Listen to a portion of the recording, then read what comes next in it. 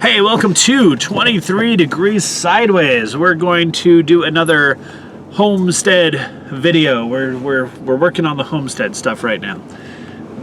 I'm just going to avoid the internet purges for a couple more hours. So we're driving on this video. It's okay. I'm not holding the camera. Everything's perfectly legal.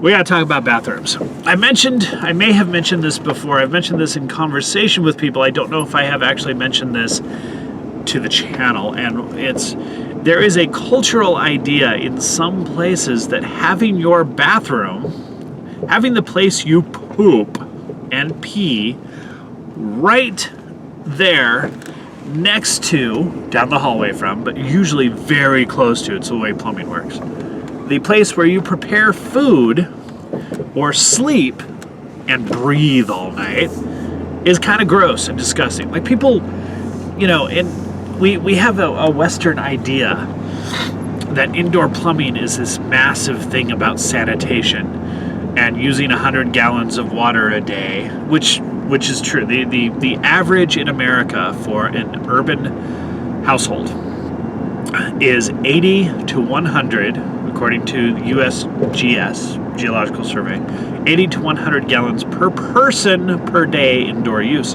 According to the EPA, it's 88 gallons per day per person indoor use. That doesn't count flowers, lawns, necessary greenery for your psychological health.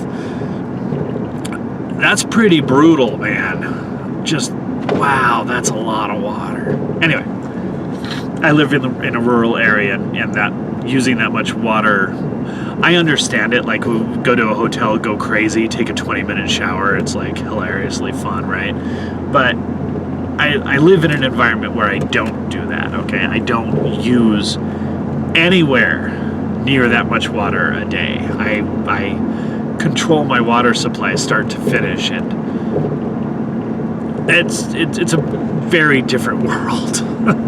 Anyway, so we have this idea that enough water usage will magically make pooping next to your bedroom healthy and sanitary. And now I get that there are advantages. The hygienic advantages are definitely there. Okay, I'm not going to deny that it exists. Sorry about the camera. Roads. I'm in Fallon right now, and the roads in Fallon are horrible for the amount of money and the size of the town. It's horrible. Once we get back out on the county roads, it'll actually be better.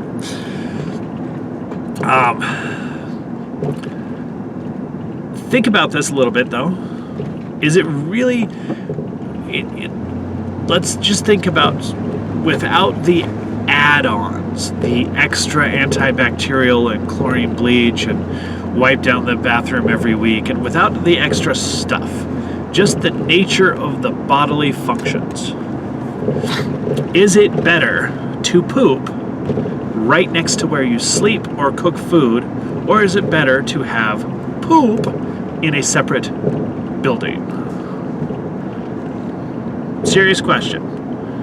It's kind of a big deal, okay? Because when you get to the homesteading thing, when you get out to the idea of building, and where I am looking at, the county is pretty relaxed.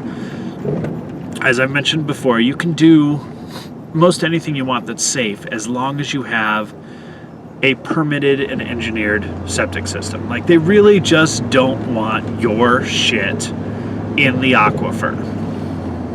Fine. Or the seasonal wash, or whatever, right? Water flow is a very odd and intermittent and seasonal thing. So when you look at building, you're looking at things in stages. If you don't have that ability to take out a $200,000 construction loan, which is a totally different world, and you can totally do that, and I have no problems with you doing that.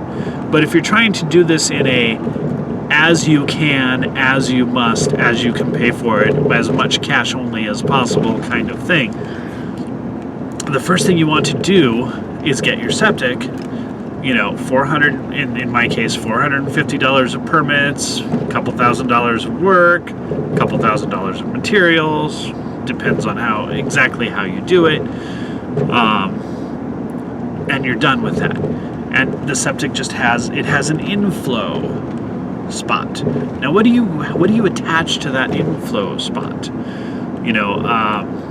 I will be dealing with Arizona, which does have gray water.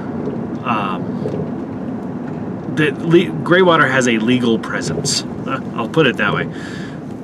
It's not super easy, but gray water is there. It exists. You can do gray water. You just have to do it right. There's some best practices and rules to follow. But regardless, you have a septic system, so you have a piece of pipe sticking out of the ground that your stuff is gonna go in. Now, what do you attach to that? What goes there? An outhouse. Now, I don't mean necessarily a dry outhouse, okay? I'm not suggesting a non-flush toilet. It's a septic system. It's designed to be flushed into. Excuse me for one moment. So it's a septic system, and it's designed to be flushed into, and so you want to put a regular toilet, regular water supplies, do the regular stuff. But why do you necessarily need that to be in your bedroom? That's the most common thing for people with bathrooms, like in the bedroom. Or do you put up a little blockhouse? You can use logs, cinder blocks, whatever you're doing, earth bags, blockhouse with a couple of toilets, some water storage, especially if you're doing this in the initial phase and you don't have your uphill water storage yet. A little bit of backup water storage, a 50-gallon tank on the roof. It's a really good idea. Always have a backup, a tertiary backup. Your plan is to have a well and up the hill 2,000-gallon storage, and then what if all of that breaks? Well, you have a little 50-gallon cistern on top of the blockhouse. Okay, that's your tertiary. So whatever, you put a little plastic barrel up there or something, but you make this blockhouse big enough that you have a storage spot, like a little storage cube in there too. That's great. You've done a thing. You can eventually expand that so that the other side of it is a solar shower house or bath house or even hot tub. There's a lot you can do with it. But the idea is to have a flushing toilet or two. I live with multiple people, and it's just easier to have a couple of different doors, preferably facing away from each other, because I deal with a lot of adults who have personal space issues, and they don't want to look at you on the way to. You run into this when you're living in a boat. Sometimes you just want to have a space you can sit where you're not looking at your spouse. Not because you don't like them, just because you need the feeling of privacy. So, you set up a chair that just faces the other side, the other direction on a bulkhead. Just stuff like that, little things. So you might have to have the doors face away from each other, which puts the toilets back to back, which is actually ideal in terms of plumbing work. So great, whatever.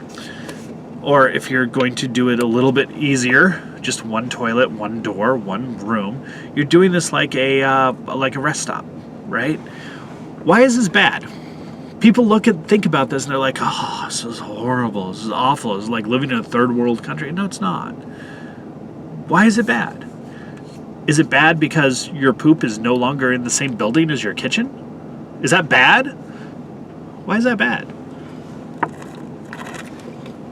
These are some really interesting questions when you're mapping. Now, if you're doing this in North Dakota or Wisconsin or the Upper Rockies, you've got to give some thought to weather. Okay, you got to give some thought to that. Like, you may actually want to have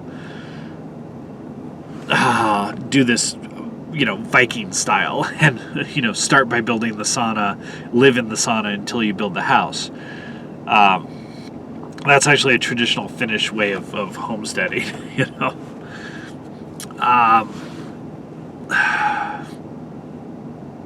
That's an option. A tunnel. some sort of breezeway that you can enclose in the winter to get to your facilities. Whatever, like, we'll take a look at it. Stone, the farmhouse in Iceland. It's an Iron Age. It's 1,000. At this point, it's more than 1,000, but it's the 1,000-year-old farmhouse. It's a Viking settlement farmhouse. It's been completely reconstructed and dug out, and I've had a lot of fun there. Like I said, I took many trips there when I was stationed in Iceland. It was a very exciting place for me. But if you look at it, they had the bathroom was literally the longhouse was like this, okay? The bathroom literally came off to the side, okay, at the entrance end of the house, nowhere near any of the food preparation, the brewery, the sleeping. The bathroom went off to the side, and it was like a long latrine room. You had a couple of holes and a couple of things, and that was a really good way to do it. It was as separated as possible from everything else in the house. I want you to really consider this as a mental map, okay? Because you've got to wrap your head around it if you want to do my style of desert homestead. If you want to wrap your head around what I'm thinking, how my development process here is working.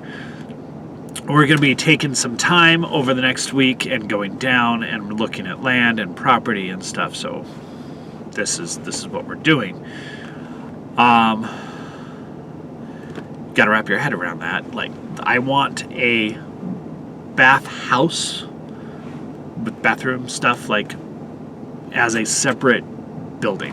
I really do want it that way. I want to have, I want to have the fresh air, the air flow to keep things just more sanitary. I want to be able to expose things to the sun. I don't want tucked into my house in the middle of the space with no airflow to have my toilet. Like, that just, no matter how much water you use, if you look at it the right way, it just seems gross. It just seems gross. So think that through. Bathroom thoughts for the day. And I'll talk to you about that some more in a little bit. Stay sideways.